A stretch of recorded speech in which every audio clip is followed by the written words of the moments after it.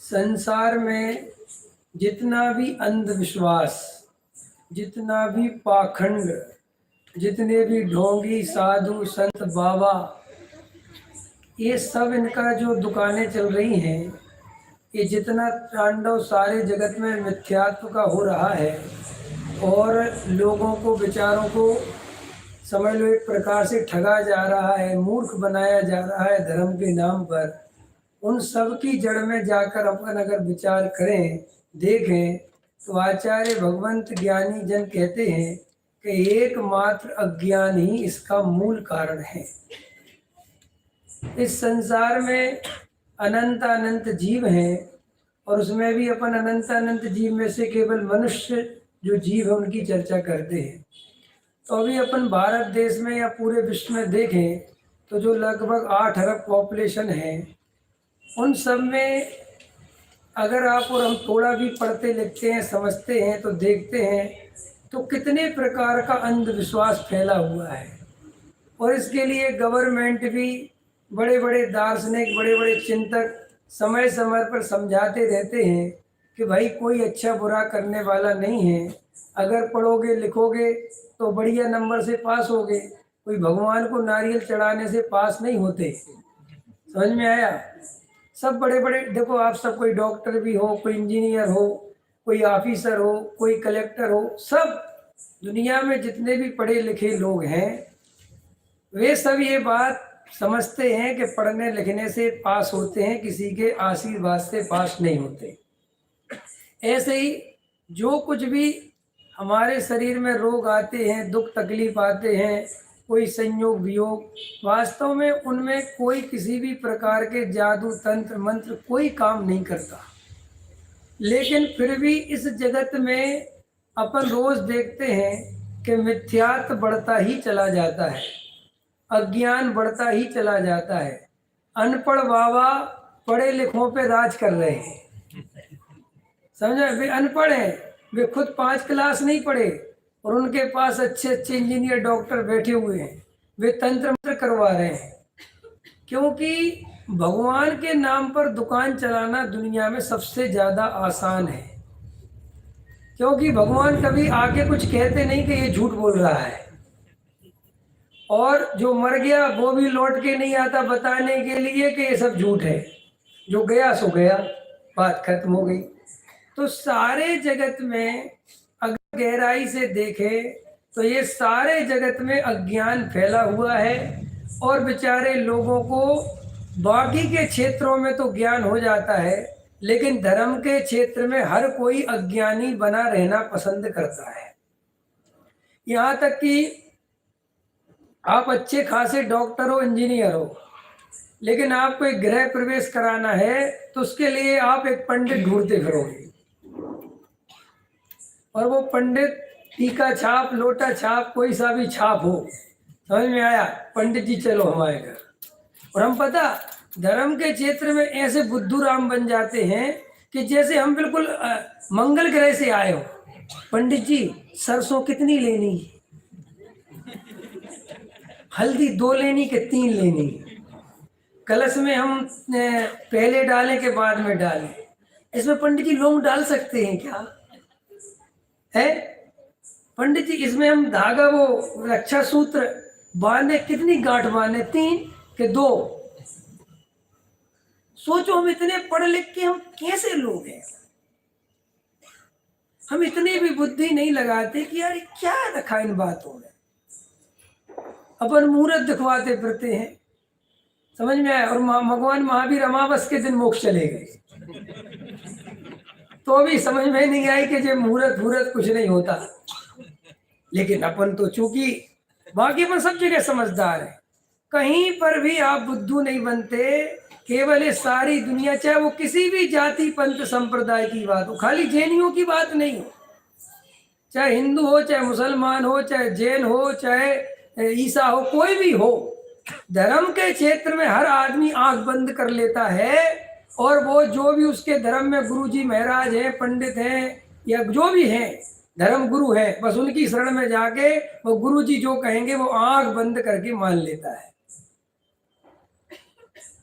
इससे ये पाखंड बढ़ता ही चला जाता है। देखो, आप डॉक्टर के पास जाते हैं, आप एक दवाई लेते हैं, डॉक्टर कहता है कि सुबह शाम दवाई ले लेना, लेकिन दुनिया आजकल इतनी होशियार हो गई, डॉक्टर की भी परीक्षा करता है, क्योंकि गूगल बाबा आ गया कि नहीं है। और गूगल बाबा आ गया तो वो देखता है कि इसने ये दवाई काय की दी है, उस पर जाके गूगल पे दवाई का नाम डालता है और देखता है। तो लोक में एक जो MBBS करके इतना बड़ा डॉक्टर है, उसकी भी बात को आप विचार करते हो, परीक्षा करते हो, ध्यान देते हो कि इसकी दवाई से आराम लग भी रहा है कि नहीं लग रहा है। अगर उसने 3 दिन दवाई दी और हमें आराम नहीं लगा तो हम तीसरी बार उसके पास जाते नहीं, कहते छोड़ो, खत्म, दूसरा डॉक्टर देखो। लेकिन धर्म के क्षेत्र में अगर 3 चावल गिन के चढ़ाने हैं तो गिन के ही चढ़ाएंगे। हम इतने क्रिया से बंधे रहते हैं जैसे बहुत बड़ा पाप लग जाएगा, और हमें कुछ पता नहीं है। बस हमें एक परंपरा से सिखा दिया गया है कि बस ये पुण्य है, ये पाप है, ये क्रिया ऐसे करना, ये क्रिया ऐसे करना, और बस अपना आंख बंद करके करते रहते हैं। तो मैंने इस पर बहुत रिसर्च करी कि जब मनुष्य हर क्षेत्र में जागृत हो रहा है तो ये धर्म के क्षेत्र में दिन पे दिन क्यों सो रहा है? भाई हर जगह जाग रहे हम, और आप जाग रहे कि नहीं जाग रहे? अब आप लोग बढ़िया मिक्सी से, बढ़िया है ना, चटनी पीसने लगे, सिलवट लोड़ा फूड़ा सब छोड़ दिए कि नहीं है? बत्तर सब एकदम मिक्सी से फट से बच जाती है। आपने अपने किचन का कितना आधुनिकीकरण कर लिया, बढ़िया सब कर लिया, लेकिन धर्म के क्षेत्र में हम बिल्कुल जैसे हैं वैसे ही रहना चाहते हैं, और हम इसमें कोई अपडेट करना नहीं चाहते, कुछ पढ़ना नहीं चाहते, कुछ समझना नहीं चाहते। इसलिए जो ढोंगी बाबा हर पंथ संप्रदाय में दिन पर दिन बढ़ते ही चले जाते हैं। तो मैंने इस पर रिसर्च करी भाई साहब प्रदीप जी, तो उसका कारण क्या है कि आदमी यहाँ पर जागृत क्यों नहीं होना चाह रहा है? भाई आप मंदिर आते हैं, आप भगवान के सामने पूजन भक्ति करते हैं, हर पंथ संप्रदाय वाला करता है, तो वो आखिर जागता क्यों नहीं है कि भाई ये वीतरागता क्या है, ये श्रृंगार क्या है, राग देश क्या है, ये चढ़ाना नहीं चढ़ाना, करना नहीं करना, ये क्या है? कोई जानने की इच्छा ही नहीं रखता। विश्व की व्यवस्था क्या है, भगवान करता धरता है कि नहीं, राग देश कैसा है, ये मनुष्य दुखी क्यों है, क्या कोई विचार नहीं करना चाहता। तो आचार्य कहते हैं कि इस सब का मात्र एक कारण है कि कोई भी स्वाध्याय नहीं करता। अगर सब लोग स्वाध्याय प्रारंभ कर दें तो तुम्हें किसी की शरण में जाने की जरूरत नहीं पड़ेगी। तुम्हें फिर 2 लौंगे डालनी है कि 2 हल्दी डालनी है और कितने सरसों डालने हैं, फिर इनमें तुम्हारे ज्यादा दिमाग नहीं लगाना पड़ेगा। तुम अपने आप में एक ऐसा जीवन जियोगे जो एक वैज्ञानिक और एक सुलझा हुआ पढ़े लिखे का जीवन होगा। अनपढ़ और पढ़े लिखे में क्या अंतर होता है पता है आपको?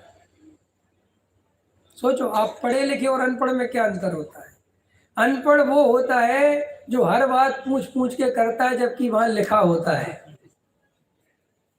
लेकिन बेचारा पढ़ा लिखा नहीं है तो कहता बाबूजी इस डिब्बे में चढ़ना कि इस डिब्बे में चढ़ना, अगर दूसरा कहता है इस डिब्बे में नहीं चढ़ना तो बेचारा घबरा जाता है, जबकि उसके पास स्लीपर की टिकट है, लेकिन वो कपड़े बेचारे पहने नहीं, कभी स्लीपर में गया नहीं, कभी AC का टिकट लिया नहीं, तो बेचारा स्लीपर का टिकट लेके जनरल में चढ़ जाता है।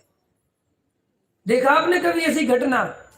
स्लीपर का टिकट है लेकिन उसके पास ज्ञान नहीं है, और उसके बेटे ने स्लीपर का टिकट कराया, लेकिन वो बेचारा जानता नहीं कि ये स्लीपर क्या होता है, और वो स्लीपर में बेचारा गरीब आदमी है, चढ़ने की कोशिश करता है तो कोई दे बाबूजी कहाँ चढ़ रहे हो, कहाँ है? वो घबरा जाता है। तो कहता भैया क्या बात है? बोले यहाँ नहीं चढ़ सकते। कोई उससे पूछता भी नहीं कि क्या है, और बेचारा कहता ठीक है भैया, वो जाओ वो वाला डिब्बा है ना उधर, वो इतनी सारी भीड़ आ जाओ। बेचारा वहां लाइन में लग जाता है। तो वो जो धक्के खा रहा है इसके पीछे क्या कारण है?